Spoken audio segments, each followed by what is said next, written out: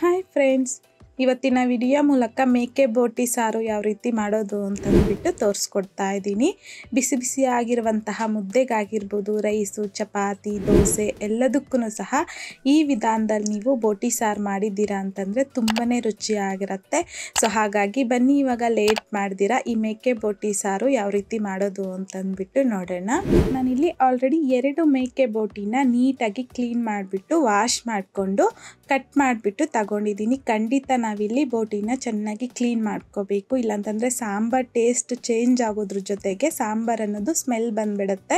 So ಹಾಗಾಗಿ ಖಂಡಿತ ನಾವು ಈ ಬೋಟಿನ ನೀಟಾಗಿ ವಾಶ್ ಮಾಡಿಕೊಂಡು ಕ್ಲೀನ್ ಮಾಡಿಬಿಟ್ಟು ತಗೋಬೇಕು. ಈಗ ಇದನ್ನು ಪಕ್ಕಕ್ಕೆ ಇಟ್ಕೊಂಡು ಇದಕ್ಕೆ ಬೇಕಾಗಿರುವಂಥದ್ದು ಮಸಾಲೆನ ರೆಡಿ ಮಾಡ್ಕೊಳ್ಳೋಣ. ಹಾಗಾಗಿ ಮಿಕ್ಸಿ ಜಾರಲ್ಗೆ 3/4 ಕಪ್ ಆಗುವಷ್ಟು ಹಸಿ ಕೊಬ್ಬರಿನ ಸಣ್ಣದಾಗಿ ನಾನಿಲ್ಲಿ ಕಟ್ ಮಾಡಿಬಿಟ್ಟು ಹಾಕ್ಕೊತಾ ಇದ್ದೀನಿ. 1 ಮೀಡಿಯಮ್ ಸೈಜಲ್ಲಿರುವಂಥದ್ದು ಈರುಳ್ಳಿನ ಸಹ ಕಟ್ ಮಾಡಿಬಿಟ್ಟು ಹಾಕ್ಕೊಂಡಿದ್ದೀನಿ. ಹಾಗೆಯೇ 3 ಬೆಳ್ಳುಳ್ಳಿನ ಮೇಲ್ಗಡೆ ಸಿಪ್ಪೆ ತೆಗೆದ್ಬಿಟ್ಟು ಹಾಕ್ಕೊತಾ ಇದ್ದೀನಿ. 4 ಇಂಚ್ ಆಗುವಷ್ಟು ಶುಂಠಿನ ಸಹ ಮೇಲ್ಗಡೆ ಸಿಪ್ಪೆ ತೆಗೆದ್ಬಿಟ್ಟು ಕಟ್ ಮಾಡಿಬಿಟ್ಟು ಹಾಕ್ಕೊತಾ ಇದ್ದೀನಿ. ಹಾಗೆಯೇ 3 ರಿಂದ 4 ಹಸಿಮೆಣಸಿನಕಾಯಿ, 1 ಟೇಬಲ್ ಸ್ಪೂನ್ ಆಗುವಷ್ಟು ಹುರಿಗಡಲೆ, 2 ಇಂಚ್ ಆಗುವಷ್ಟು ಚಕ್ಕೆ, 8 ರಿಂದ 10 ಲವಂಗ, 2 ಏಲಕ್ಕಿ, 1 ಸ್ಟಾರ್ ಫ್ಲವರ್ ಹಾಕ್ಕೊತಾ ಇದ್ದೀನಿ. 1 ಟೇಬಲ್ ಸ್ಪೂನ್ ಆಗುವಷ್ಟು ಗಸಗಸೆನ ಸಹ ಹಾಕ್ಕೊತಾ ಇದ್ದೀನಿ. 2 ಚೆನ್ನಾಗಿ ಹಣ್ಣಾಗಿರುವಂಥದ್ದು ಟೊಮೊಟೊನ ಸಹ ಕಟ್ ಮಾಡಿಬಿಟ್ಟು ಹಾಕ್ಕೊಂಡಿದ್ದೀನಿ. 2 ರಿಂದ 3 ಟೇಬಲ್ ಸ್ಪೂನ್ ಆಗುವಷ್ಟು ಪುದೀನ, ಹಾಗೆಯೇ ಒಂದು ಅರ್ಧ ಕಪ್ ಆಗುವಷ್ಟು ಕೊತ್ತಂಬರಿ ಸೊಪ್ಪನ್ನು ಸಹ ನೀಟಾಗಿ ವಾಶ್ ಮಾಡಿಬಿಟ್ಟು ಹಾಕ್ಕೊಂಡಿದ್ದೀನಿ. ಈಗ ಸ್ವಲ್ಪ ನೀರನ್ನು ಸೇರಿಸ್ಕೊಂಡು ಮಧ್ಯದಲ್ಲಿ ನೀರು ಬೇಕು ಅಂತಂದರೆ ಹಾಕಿಬಿಟ್ಟು ಈ ರೀತಿ ಈ ಮಸಾಲೆನ ಬಂದು ನಾವು ಈ ರೀತಿ ಸ್ಮೂತಾಗಿ ಗ್ರೈಂಡ್ ಮಾಡ್ಕೊಂಡು ತಗೋಬೇಕು.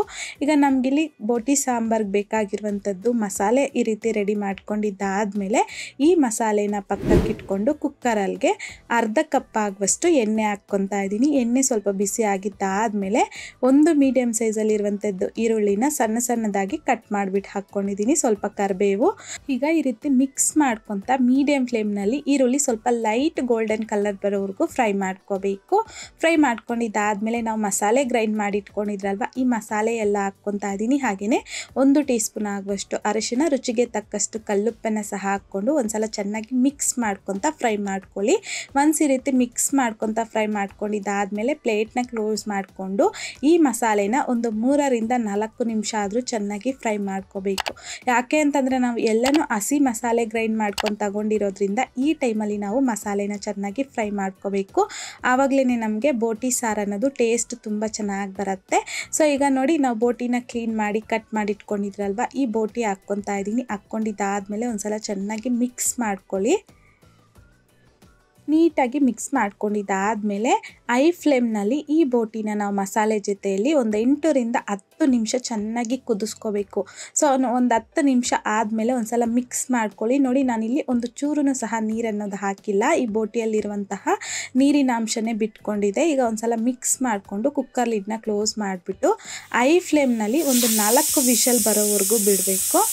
ಸೊ ಈ ರೀತಿಯಾಗಿ ಒಂದು 4 ವಿಷಲ್ ಬಂದಾದಮೇಲೆ ಪೂರ್ತಿಯಾಗಿ ವಿಷಲ್ ತಣ್ಣಗಾಗಲಿಕ್ಕೆ ಬಿಟ್ಟು ಆಮೇಲೆ ನಾನಿಲ್ಲಿ ಕುಕ್ಕರ್ ಲಿಡ್ನ ಓಪನ್ ಮಾಡ್ಕೊತಾ ಇದ್ದೀನಿ.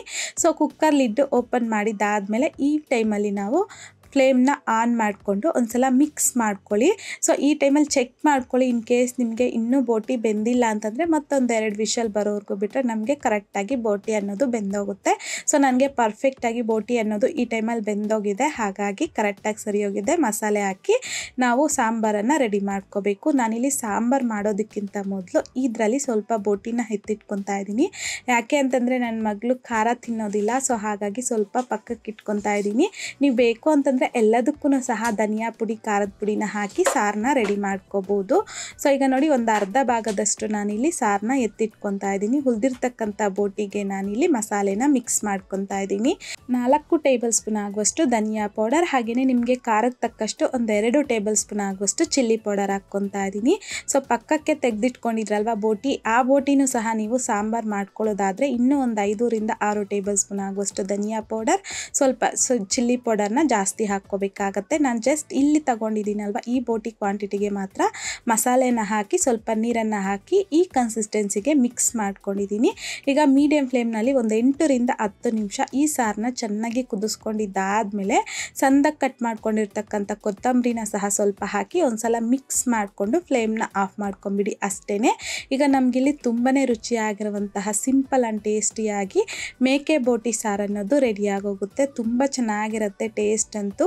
ಸೊ ಈ ವಿಧಾನದಲ್ಲಿ ನೀವು ತಪ್ಪದೆ ಒಂದ್ಸಲ ಟ್ರೈ ಮಾಡಿ ನೋಡಿ. ಈ ಬಿಸಿ ಬಿಸಿಯಾಗಿರುವಂತಹ ಈ ರೀತಿ ಮುದ್ದೆಗಾಗಿರ್ಬೋದು, ದೋಸೆ, ಚಪಾತಿ, ರೈಸ್ಗೂ ಸಹ ಕಾಂಬಿನೇಷನ್ನು ತುಂಬಾ ಚೆನ್ನಾಗಿರುತ್ತೆ. ನೀವು ಸಹ ಈ ವಿಧಾನದಲ್ಲಿ ಈ ಮೇಕೆ ಬೋಟಿ ಸಾರನ್ನ ಟ್ರೈ ಮಾಡಿದ್ದಾದಮೇಲೆ ನಿಮಗೂ ಸಹ ಟೇಸ್ಟ್ ಹೇಗೆ ಬಂತಂದ್ಬಿಟ್ಟು ಮರಿದೇ ನನಗೆ ಕಮೆಂಟ್ ಬಾಕ್ಸಲ್ಲಿ ಕಮೆಂಟ್ ಮಾಡಿ. ಹಾಗೆಯೇ ನಿಮ್ಮ ಫ್ರೆಂಡ್ಸ್ ಆ್ಯಂಡ್ ಫ್ಯಾಮಿಲಿ ಜೊತೆಗೆ ಶೇರ್ ಮಾಡಿ. ಮತ್ತಷ್ಟು ಈಸಿ ಆ್ಯಂಡ್ ಸಿಂಪಲ್ ಕ್ವಿಕ್ ರೆಸಿಪೀಸ್ಗೋಸ್ಕರ ದಯವಿಟ್ಟು ನೀವು ಇನ್ನೂ ನಮ್ಮ ಮೇಘಶ್ರೀಸ್ ಕಿಚನ್ ಚಾನಲ್ನ ಸಬ್ಸ್ಕ್ರೈಬ್ ಮಾಡಿಲ್ಲ ಅಂತಂದರೆ ಸಬ್ಸ್ಕ್ರೈಬ್ ಮಾಡಿ.